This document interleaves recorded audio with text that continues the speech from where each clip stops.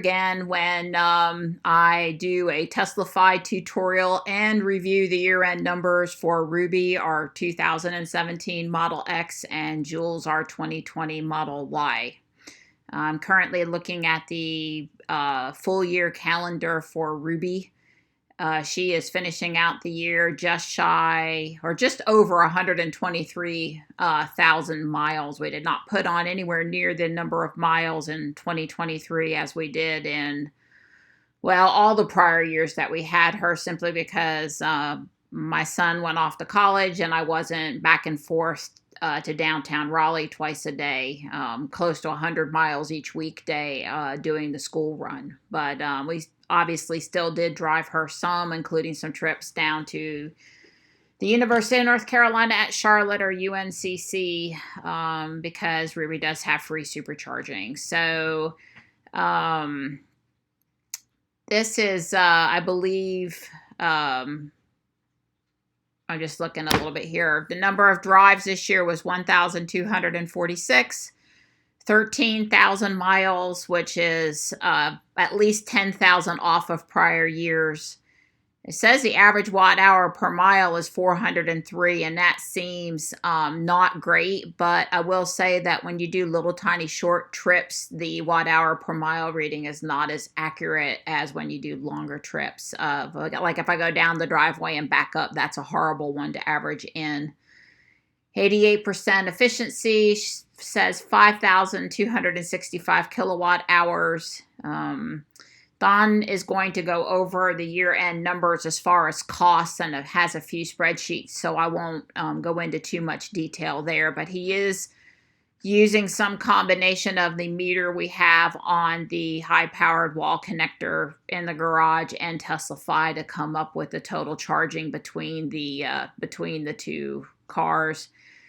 This is a little surprising to me that the number of charges at home is 242. It's more than expected because I don't charge every night now that I'm not on the road every day, but it's possibly because recently we switched our electrical usage to 2 windows a day where we can charge, one from 1 a.m. to 3 a.m. and then again from 11 a.m. until 4 p.m. So it's possible each day, instead of one charging session, when she is plugged in now, she's probably executing 2 charging sessions. So that number is not particularly telling. We did do 23 supercharger stops each time we go down to UNCC and we turn around and make a round trip back. We're making like one 15-minute stop in each direction to both use the restroom and top up the car. And again, Ruby does have free supercharging. So I'm going to scroll down here and show a little summary here. And you can see that January through May, when my son was still in school, that there were pretty consistent traveling, pretty consistent in the miles per day driven. And then it dropped off in June, and it really dropped off for the end of the year, except for August, September timeframe, and into October. We were making some trips down to UNCC and back. And I believe that this map here, I want to say, is just for 2023 and not the full map, but we will show that again. Don and Johnny took Ruby to Johnson City, Tennessee for a robotics BattleBot competition. We went to the Blue Ridge Parkway Drive over in the Asheville area and drove around back at the end of September. We've obviously been down to UNC Charlotte a few times, and we were up to the solar farm, the Center for Energy Education in Roanoke Rapids, to help with a couple of events up there this year. So there were no travels outside of the state, but we did travel a pretty good amount inside of the state.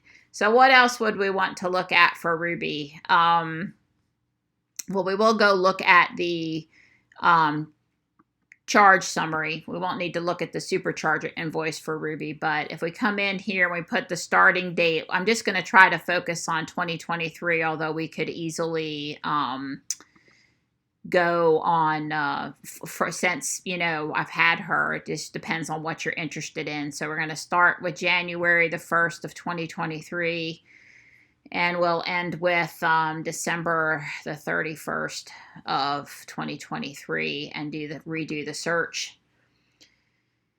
And it's showing us all the places we did AC charging, which of course is home and up at Tesla when Ruby was up there for service. And we could look at more details here if we wanted to see the charging record. And she's estimating here, and again, Dawn's going to cover this better, but $447 for charging for Ruby this year at home. I don't think anybody that drives a gas car with the same equivalent miles could say that they had only spent that much this year. And Thomasville, Asheville, Salisbury, Halifax, Kernersville, Boone, Mocksville. That might be one that Don and Johnny went to on that robotics trip. And actually, I said we stayed within the state, but Johnson City, Tennessee is just over the North Carolina-Tennessee line. So technically, we did go at the Colfax Supercharger and Charlotte. So that's all adding up here. It implies that we would have spent a little bit of money, but again, Ruby has free supercharging, so we did not. A little bit bigger piece of the pie this year on supercharging versus at-home charging, and that's just because the percentage of trip travel to, you know, around town travel changed a bit this year with the trips down to UNCC and back. So still can easily still say that the vast majority of our charging is done at home. And this map here is, I guess you'd call it a heat map, showing that around the house is where we've done almost all of our charging, but it is showing the other places around the state where we charged. So I think that covers charging pretty good. I always like to look at the software tracker to show how many software updates Ruby received throughout the year. I would say that over time, we have received probably less updates each year, but also that we still do receive a lot. And I think I clicked on my software updates, not the ones on the fleet. But the holiday update .7 is rolling out to some cars. We don't have it yet, but apparently, yeah. So it's showing Ruby's at 2023.44.30.6 or FSD beta 11.4.9. And yeah, she let's see if we go down here. This is showing all the ones from 2023. So 1, 2, 3, 4, 5, 6, 7, 8, 9, 10, 11, 12. Some of those are dot releases. Some of them came days since previous update. Here was 58. Those are painful. Those are really painful when we're waiting for that. But we've had some where, you know, 8 days, 16 days, 13 days. So they're not always painful, but here's another 68-day one. I mean, when Tesla doesn't send you something new for 68 days, you notice, because you just get really invested in waiting for the next software rollout. But I think in prior years, we've some of the years previously, we had more than one a month. I mean, there were just rolling out new stuff all the time. Being a beta car means that we have missed out on some of the new features until they bundled them up and rolled them into the current FSD release. So we were a little slow to get some of the new features, and that might have also slowed down the perception of when the new features were coming or how many updates we had. But then on the other hand, being an FST beta tester, there were some times where they were making changes and they were rolling them back out really quick. So I think it probably goes both ways. I'm going to look at the drives, and I want to do the show the lifetime map. I tend to show that each year.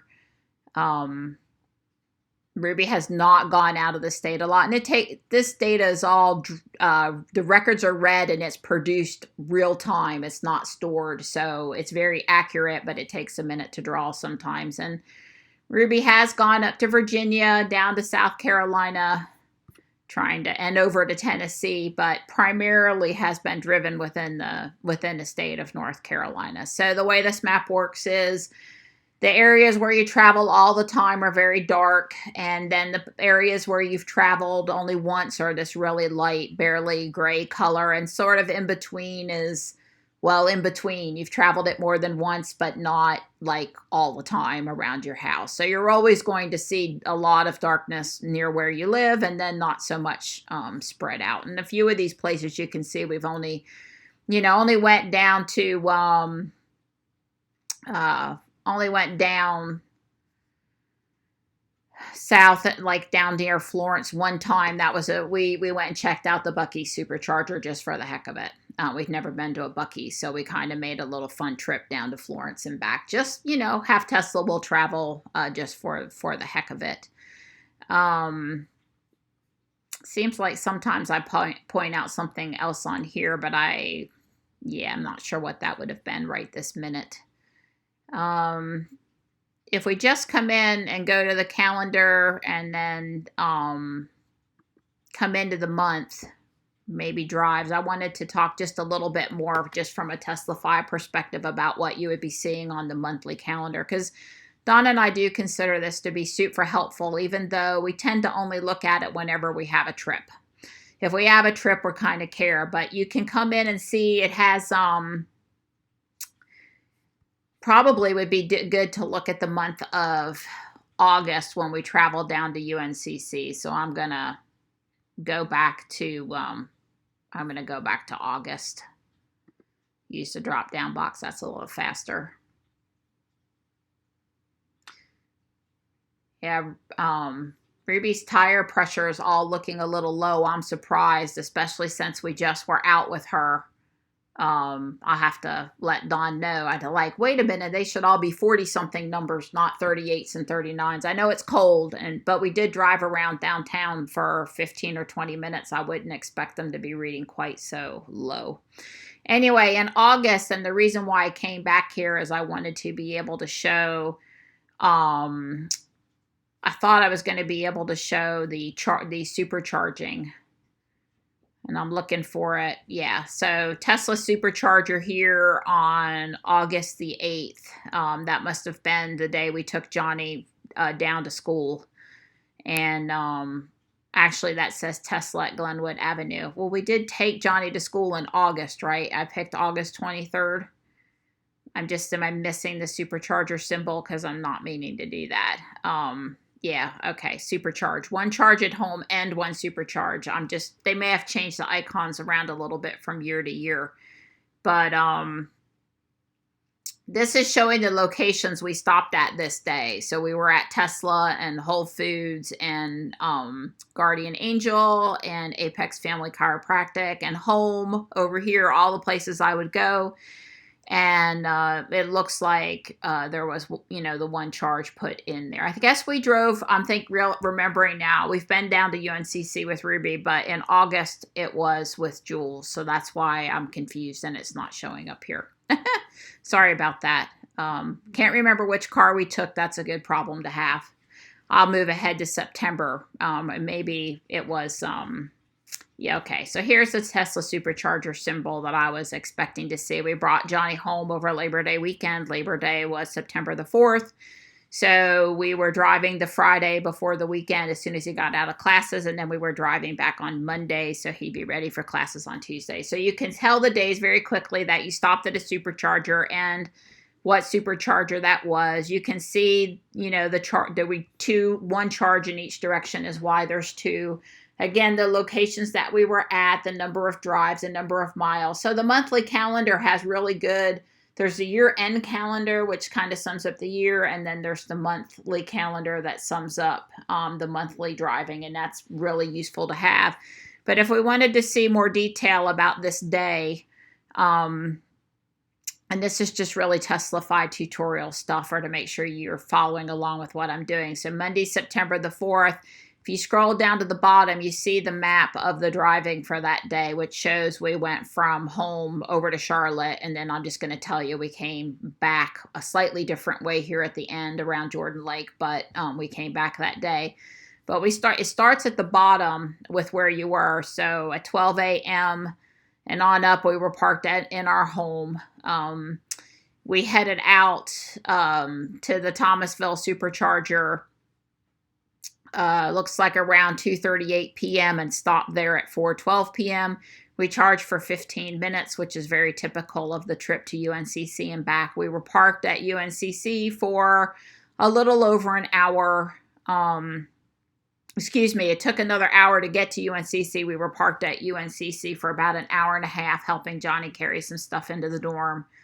Then we drove back home and stopped at the Salisbury supercharger. It's pretty close.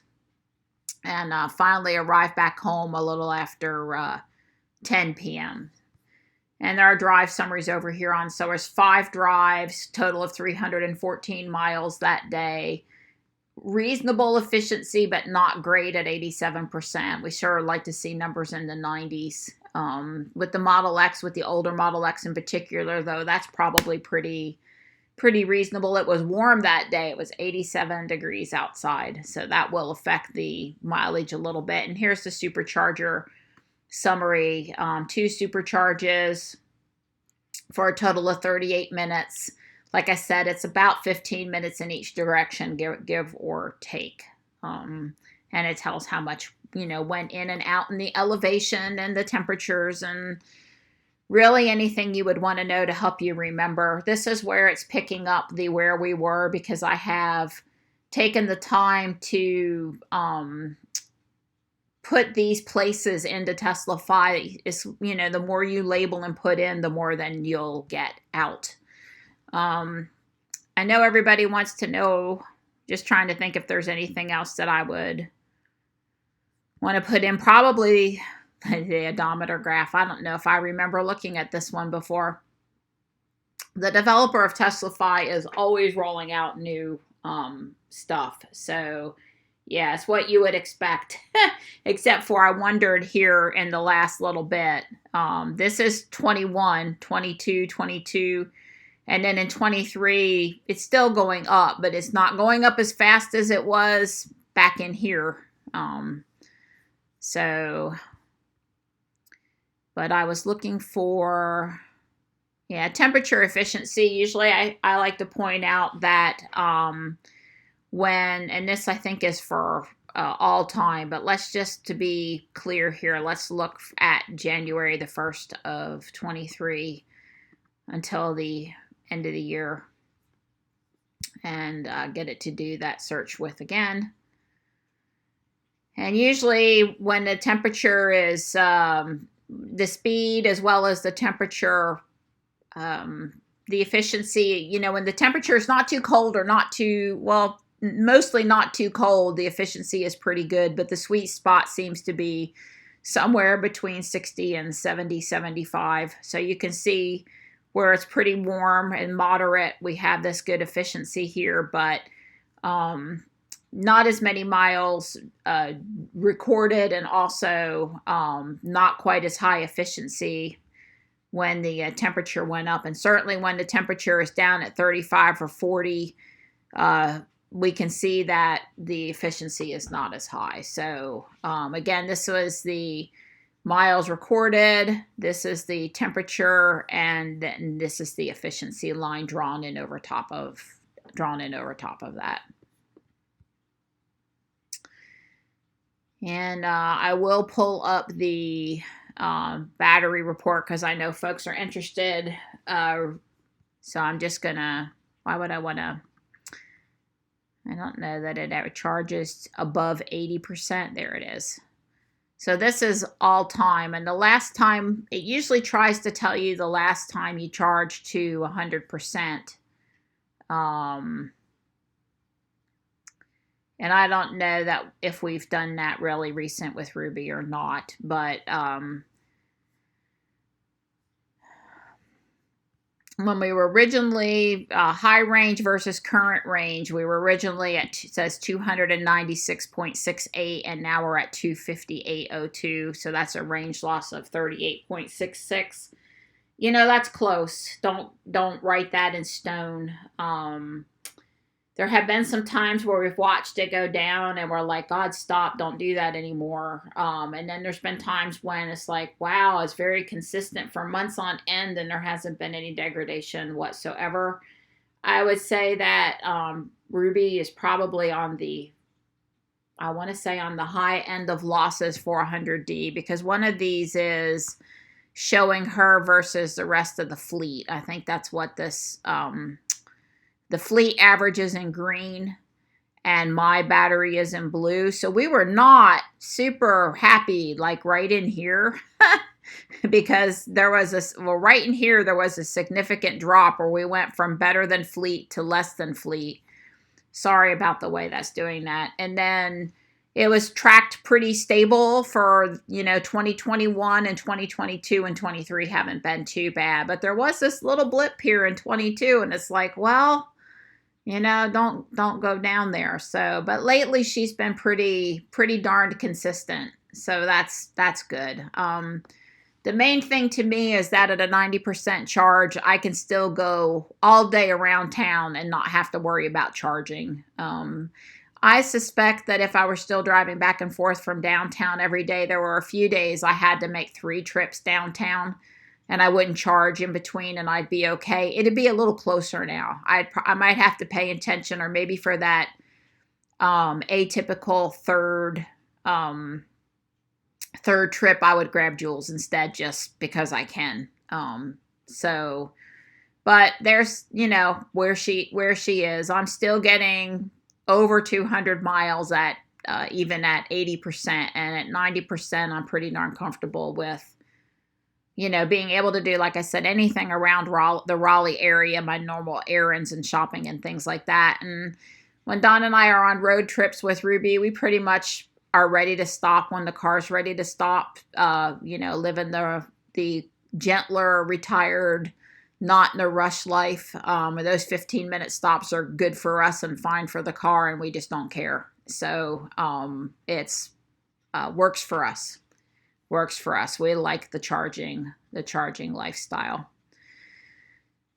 I'm trying to just one more time back through here to review. Did I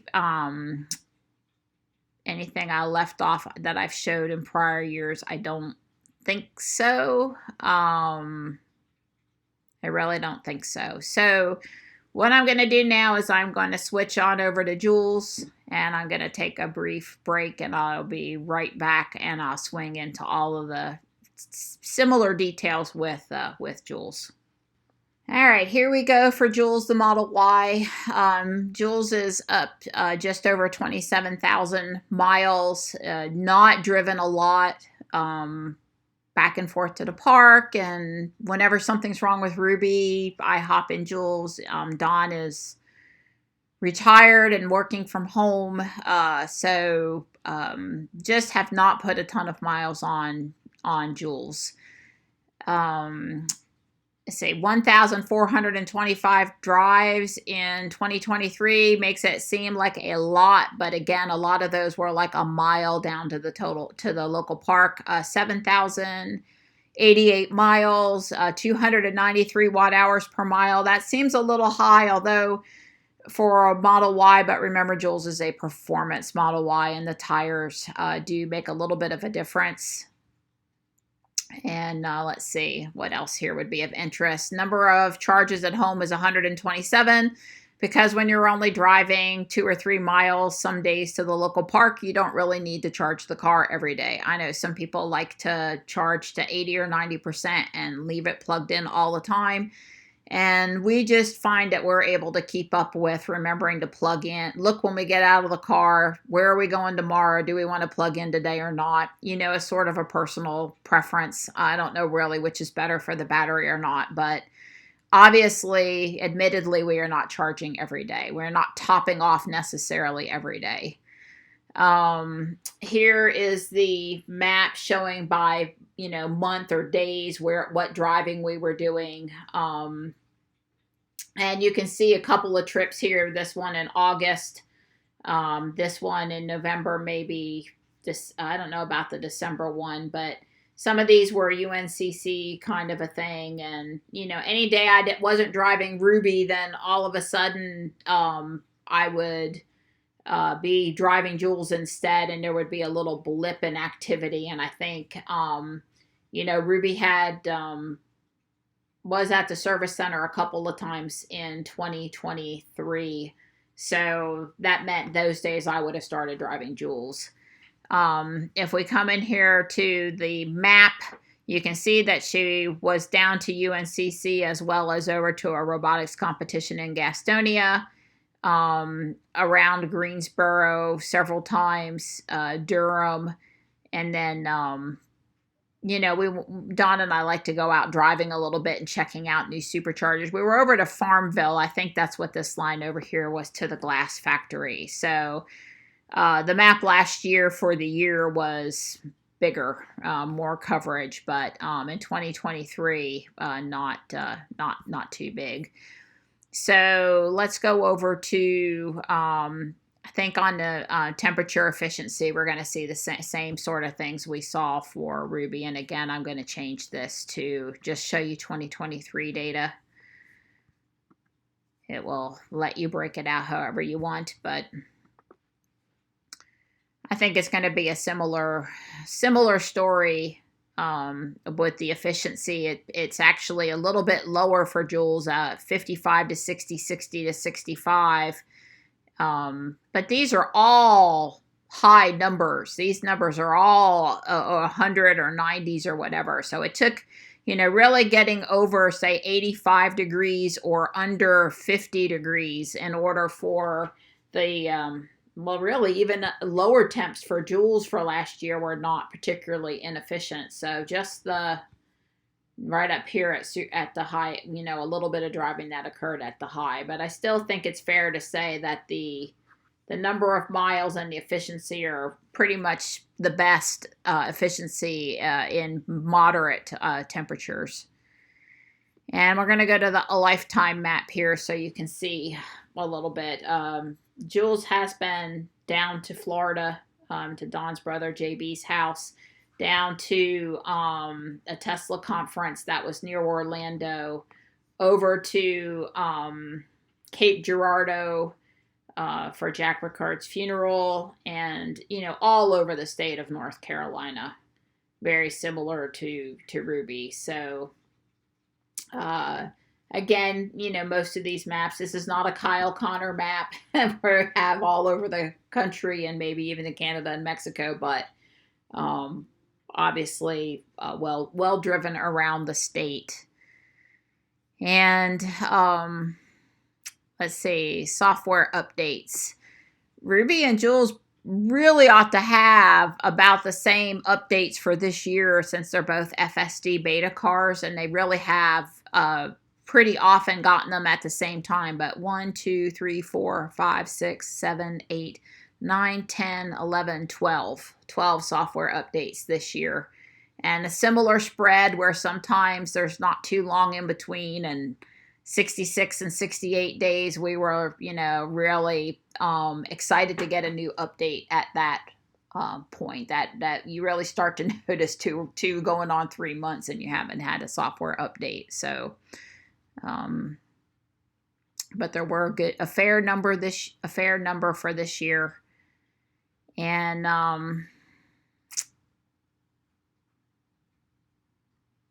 trying to think. Well, we looked at the odometer map for Ruby, but I mean, really on every car, does it not just sort of go up over time? I guess it's just how fast is it going up, right? I guess Don added in a couple of things here that caused a sort of a straight up blip. 2 road trips. This was a trip to Florida and a trip to Florida. So you can see where those extra miles were put on over the top in this map. Let's look at the charge summary. And I am going to, again, put in the date to indicate just for this year.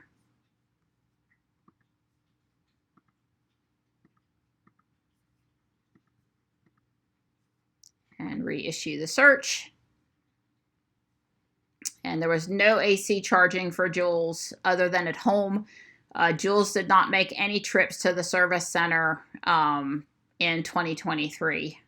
So that would typically be the only other place we would do AC charging. Although, you know, if we show up at a friend's house and they offer a plug-in, we probably would take them up on that. And here's the supercharging. It says 9 charges at 5 locations. And we did go looking for the Sanford supercharger. I see I need to come in and fix that record to give it the supercharger logo and the name of the charger. So that's the Sanford supercharger. And this is the downtown Charlotte supercharger. So that's easy enough to do. To come in here, I'm just going to say Charlotte downtown supercharger. And come in here and pick the, I want the supercharger icon. And submit, and it should fix it for me. And return to previous page, although this does not always work exactly the way yet. It threw away my search. But I do want you to see that it corrected it. So January the 1st and December the 31st. And it reissued the search. And if I did things correctly, okay, so it's saying 9 charges at 5 locations, and now it's got the Charlotte downtown supercharger with the logo. Let me go ahead and do the same thing for Sanford. It's going to put in Sanford supercharger. That was a new open this year, and we just went for a drive. And we supercharged it so that we would remember when we were there. And I won't redraw it this time because we know that it went and it updated it. But it's nice to be able to see, you know, the name. I don't know, the supercharger symbol is helpful, and also the name of it and labeling when you go back and you look at the calendar for a specific month. Now, we did not pick up Johnny to bring him home for from school for the Christmas holiday. One of his friends brought him a good part of the way. However, we did meet them over in the Ashboro area. And I don't think we had to supercharge that day. My mind is drawing a blank on, I think, on what day that was. That was actually the robot competition. That was the afternoon of the 16th. So, yeah, it says there were 7 drives that day. Let's just pull up that day. It's probably the little municipal building where we met them to come home. We did not, didn't plug that in as to what that one. Yeah, 120 North Church Street in Ashboro is like the town hall or something. So I don't know that we would be back there again, and it would be worth my while to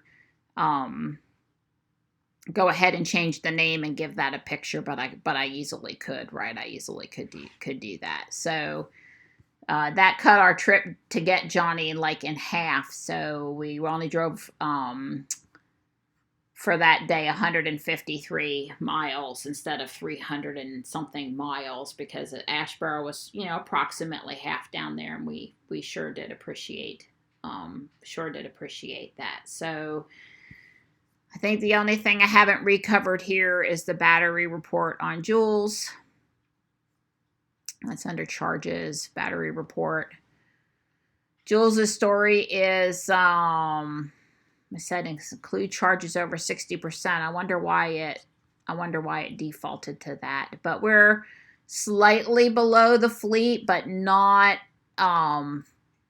anything that really looks different than the fleet. Again, the fleet is in green, and Joules' battery is in blue. So we are a little bit below the fleet, but again, we're not talking about a lot of difference. So the high range was 290.32, and the current range is 264.95. So that's 25 miles. And Joules is not, is 2020 instead of a 17, and a performance Y instead of an X. And, it is what it is. I think 25 miles here is pretty similar. There says there are 8 vehicles with charges at your current odometer reading. 6 have a higher range. 2 have a lower range. Your vehicle is better than 25% of similar users. So obviously we would like to be the car in the fleet, the Tesla 5 fleet, with a similar number of miles with the highest battery range still. But I think Joules looks like she's within normal expected results for Model Y. Did I miss anything? I don't think so. I think that's pretty much what we wanted to talk about. So hopefully you enjoyed that update on how the 2 cars did over the year, and a little bit about how to use TeslaFi. I guess the one thing I want to say is, if you do not currently own a Tesla and you are buying a Tesla, I highly recommend, I feel Don highly recommends too, that you establish TeslaFi on the first day of ownership, because the way this thing works is Tesla is creating information in the car all the time. What's your location? What's your battery percentage? What's the temperature and stuff? The thing TeslaFi is doing for you is it's pinging the car, saving that data, and then anytime you want to go back and look at any data from anywhere, you can, anytime during the car's driving experience, you can. But if TeslaFi is not set up and you go around driving, you're just losing that data. You're losing a lot of the data about where you were, and just the number of drives and things like that. There's, some driving stats now, some charge stats, the cost stuff in the Tesla app, but it is in no way is it equivalent to what this is doing. So you have to have it set up. We lost a little bit of original data with Ruby because we didn't know, and we were like at Tesla taking possession of Joules and getting TeslaFi set up before we left the lot, because we didn't want to lose that drive. And it's partly because we want to share the data with you guys, but it's also partly because we just really value having this data. We're getting older, and it helps us keep where we've been when straight. So I recommend that you enable that. Anyway, thanks for listening. Voices in the Tesla app with TeslaFi, and we had not set up TeslaFi to download any of the supercharging invoices. It's easier to read on the computer. We don't want to read it on the phone app. Anyway, it was really easy to go to settings, account, supercharging, and set automatically download them.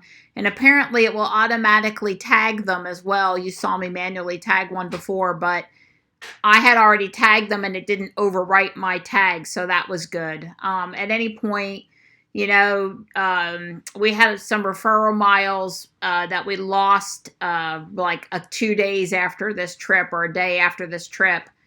But prior to then, we had not paid for supercharging with Joules either. There was some new car bonus, and then there were some referral bonus miles we were using. And you can see we have paid for supercharges since November of 22, and there haven't been a lot of them because we haven't needed to do it a lot. And even though we don't tend to sit around and charge on Tesla's dime with Ruby anyway, we're even less inclined to do it with Joules when we're paying for it. So anyway, I just wanted to come back in here and show you this. This is new. It's not always been here. If you have TeslaFi set up, you might want to come into charges and superchargers invoice list, and it's going to tell you to go here to your settings and click on automatically download, and I clicked on enable, and I left the rest of this alone. So that you can get this data into TeslaFi as well. And there is additional information when you click on the charge entry. It shows you the charge curve and the time that you were there, and all of the normal things you would know about that charging experience that are like in the daily thing for it are also over here in this charge record. So anyway, hope that helps. Okay, so here we are at the end of 2023, fixing to start 2024. And Marianne asked me to kind of update the spreadsheets with the costs for 2023 for Ruby and also for Joules, our Model Y. I've shown this in June and January, or the first of the year and the middle of the year. We bought Ruby in June 14th of 2017, so we tend to do a yearly review. But in case you wanted to know, this is basically the cost basis. You know, 121,000 plus the destination fees, the price, the discount, the tax, all that. Basically, we did get the $7,500 discount for Ruby, so the cost basis for Ruby is about $117,523. And of course, as the years go by, the cost per year, decline on Ruby, and we'll show you that. But 2023 was a little bit more of an expensive year. As you can see, our total annual expenses were $814.90. And that was made up of insurance. In North Carolina, the insurance has gone up significantly. And it's going to go up even more this in 2024. In fact, there's 2 rate increases coming in 2024. They're spreading out, I think, something, I believe it was like a 15% rate increase, spreading it out 9% and 6%, I believe is the way the numbers are going. So, but it's going to go up 15% in the next year. So insurance is very expensive. The taxes on Ruby are going down. This does include that new, the $767 does include that new EV fee that if all electric vehicle owners have to pay, and it has gone up. It was like $130, and now I think it's $170. The tag, the big difference from in the last year was maintenance, because we had 2 significant repair actions, and we also bought a set of tires. The electricity really wasn't that much. We charge at home. We get free supercharging. So all said and done, we spent out of pocket last year on Ruby $814.90. That works out to be about $734 a month.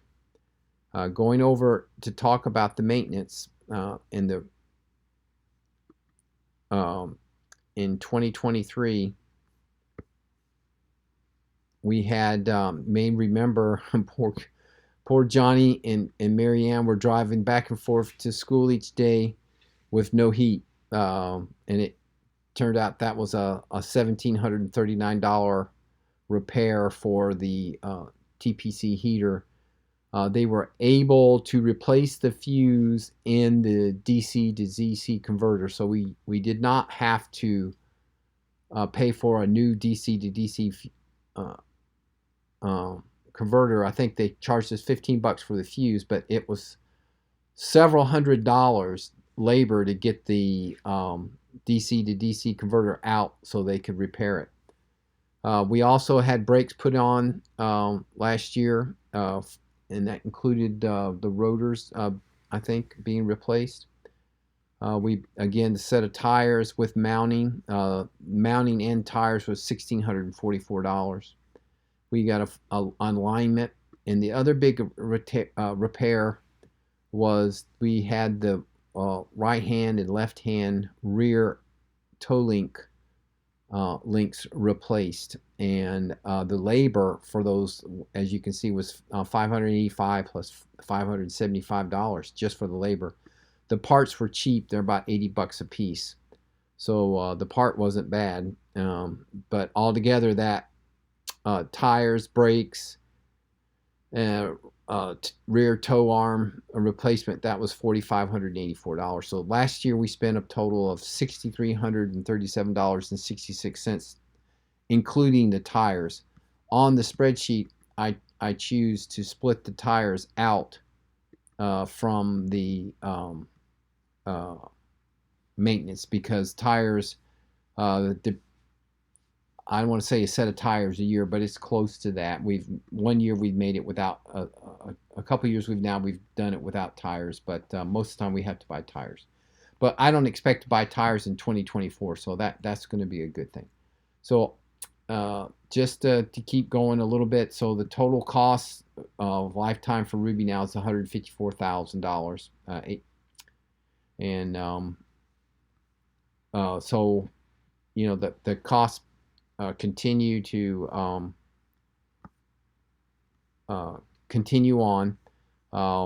It basically, if you exclude the purchase price, it costs us $16 a day, $478 a month, $5,732 a year, or about 47 cents a mile to drive Ruby. Now the Honda, excuse me, 4.7 cents per mile to drive. The Honda, back in 2017, when we were still driving it every day, I had calculated what its lifetime cost per mile was, and it turned out to be 41 cents a mile. So the difference between excluding the purchase price of the vehicles, we're saving 36 cents a mile out of pocket for every mile we drive. So that's pretty good. All right, so we're going to go over to Joules now. Hopefully I can show you very similar. Joules Model Y Performance, we paid $69,000, $1,200 destination fee, so forth and so on. All told, including the highway use tax, and I did finance it. It's going to cost us $77,255 is what the purchase price after we pay everything back, the loan and everything. But you can see the maintenance on Joules has been nothing. It's been $200 because the few times we've had Joules worked on, it's all been under warranty. So we're quite happy, and we still have the original set of tires, and we're at 27,236 miles now. So Joules is holding up pretty good. The cost per mile on Joules is similar. Basically, if you exclude the purchase price, it costs us $8 a day to have Joules, $255 a month, $3,064 a year, and it costs us about 11 cents a mile to drive Joules. Again, the Honda at 41 cents a mile, so every mile we drive Joules saves us 30 cents. So slowly but surely. Again, you'll never drive enough miles to ever pay the price difference back. But once you pay for the car, which is what we've effectively already done, driving the car month after month, week in, week out, actually saves us money. But the initial upfront costs were significant. Yeah, thanks for pulling those numbers. You make it look really easy, but Don spent at least 4 hours a vehicle in finding this data in order to make these charts. So I'm just gonna thank you for doing that. It's a bigger deal than it looks, although it's plugging in the numbers. He's not having to come up with the spreadsheet, but there's a lot of scrounging around looking for things. I guess a couple of things. Ruby hit 100,000 miles, and that's when we saw a bump in several maintenance things all at once. That really blew last year as far as maintenance is cheaper on an EV or cheaper on Ruby or whatever. Can you go pull up the drive for the spreadsheet for the Honda, and what was the total maintenance? Because we figured out the total cost at $250,000 maintenance. Just click here. He's on my machine, and do drive. Just type in drive. That's good enough, and press enter, and just put in the search bar Honda Odyssey. And I think we can pull that up. You're not in the search bar. Yeah, you gotta click in it. Poor Donnie's on the Mac. Computers. Here, finish typing it now. Honda. Yeah, there we go. I knew that spreadsheet wasn't hard to find. So this is just the tab for the list of all of the Oh, right. All the right, Marianne. We found all the invoices and ever. all that So in stuff. 250,000 miles, there was is that really right? There was $17,000. Now that includes tires, Right. but there was $17,000 worth of maintenance done on that car, including the oil changes. Right. So Yeah. So and then we totaled up insurance and other things. Yeah. So down here at the bottom, yeah. So this is a similar type of numbers. The total cost, I guess, for $54,299, $49.36 for the average yearly. It was $411 a month, $13.52 a day, and that worked out to be 23 cents. Yeah, there's a video out there where we did the Odyssey in comparison to Ruby, and look at that as $27,900 gas costs over the life of that vehicle. Right. Here's the 41 cents right here. This was the cost just to drive it per mile. But here, if you include all the costs, the purchase price of the Honda and the loan and all that stuff, this number. This is 97,000. And then 837 a year, 736 a month, $24.21 a day, and 41 cents per mile. Now this stopped back in June of 2017 because she's no longer, up until we got Ruby, the Honda was a daily driver. Marianne drove the Honda just like she drove Ruby. Wherever she needed to go, she took the Honda. But once we got Ruby, brought Ruby home, she stopped driving the Honda. Yeah, so, pretty quick. So we certainly have kept insurance, and I've done an oil change or two on the Honda. Haven't spent that much money, but also haven't driven very many miles. So I chose to pick the 41 cents cost per mile because of the fact that that's really, up to that point, that was the daily driver rate that we were doing. And even at the 23 cents a mile, which excludes the purchase price and just gets the cost of the gas and the maintenance and everything else, even at 23 cents per mile, you can see in the case of Joules, it's 11 cents. In the case of Ruby's, it's, I don't know, what was I said? It was 4 cents, something like that. Yeah.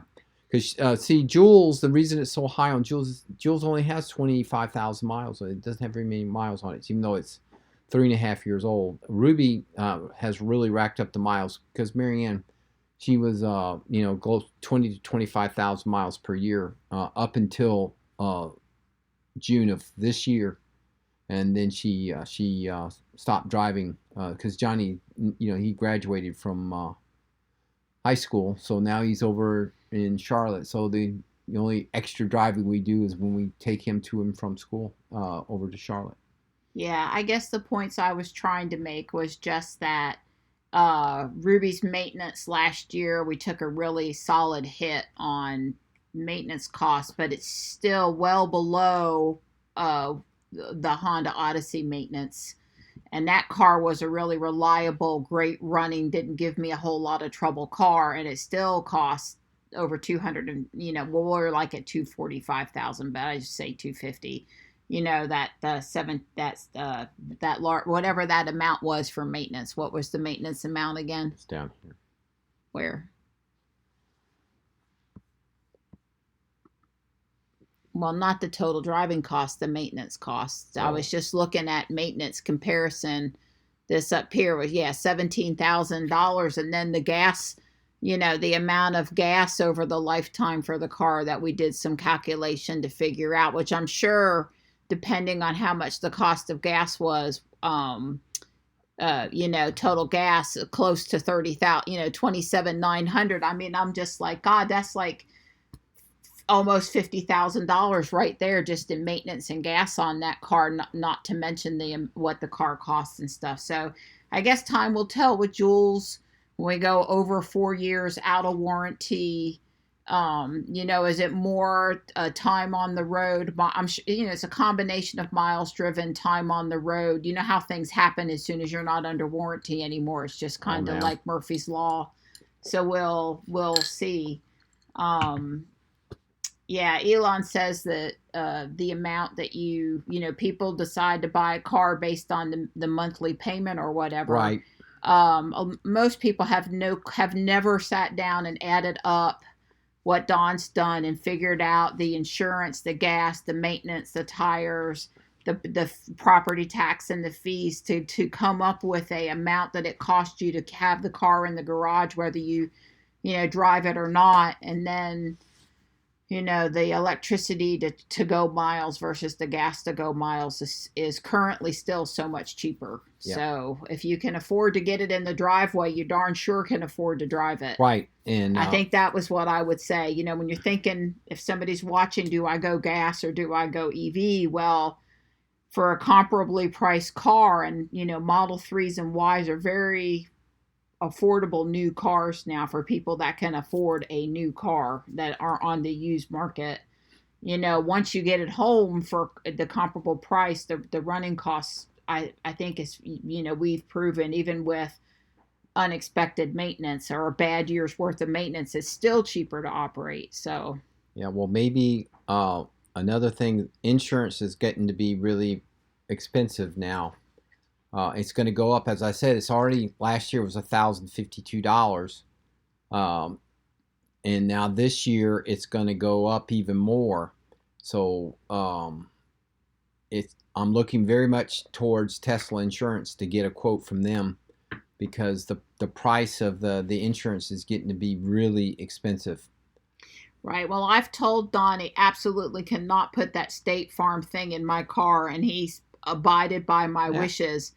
But I guess the thing that I would say now is what he found with State Farm was something and save. It's not subscribe and save Amazon. It's drive safe and save. Yeah. The real way you save money is you don't drive and you let them track your car.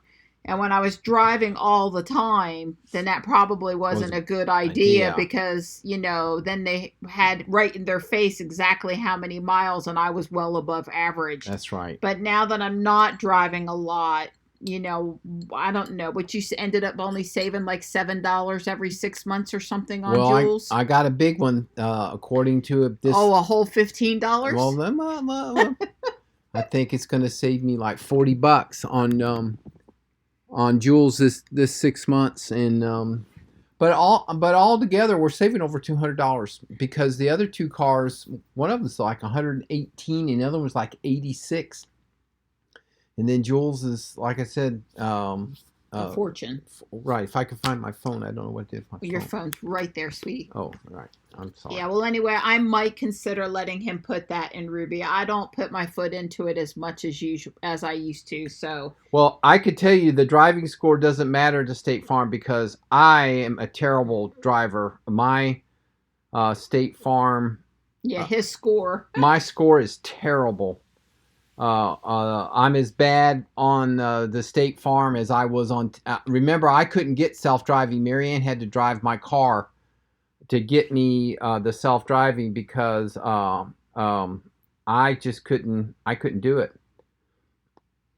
Yeah, so we would reconsider that. You got it up there. I'm trying.